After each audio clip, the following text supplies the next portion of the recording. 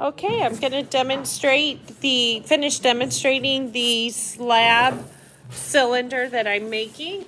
So what I've done is I've scored the bottom of the cylinder, the actual, the cylinder and the bottom. I've added slip, and now I'm going to join the two pieces together. And I'm just going to kind of give it a little kind of a jiggle to get it to where I want it to be, right on the edges there. And I have little pieces that aren't quite perfect, so I'm just going to perfect that.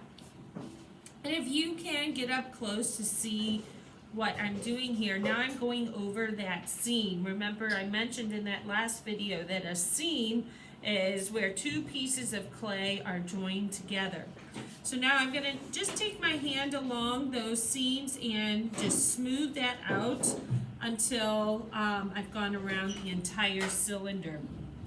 I have a little spot over here that's kind of hanging out, so I'm going to turn this over so you can see a little extra clay, which is kind of peeking out of the bottom. Very easy for me to fix, but it looks like the cylinder was just a little bit bigger than the bottom that I made. No big deal.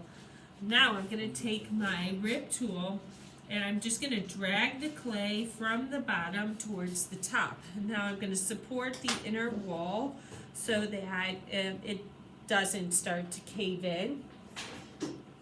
And in doing so, I'm getting rid of that seam and I'm further, kind of securing the cylinder to the bottom piece.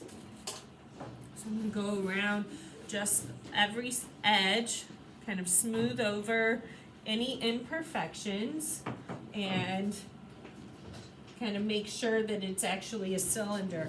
And I can see areas where I've accidentally pushed the clay in, so I have to be real mindful that when I'm using a rib tool, I always support the inside with my, support hand.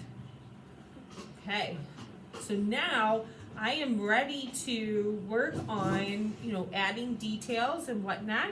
So our next video will be in using a drawing to add details onto the clay so that I'm able to achieve the perfect little dimensions of the walls, or the windows and the doors and things like that.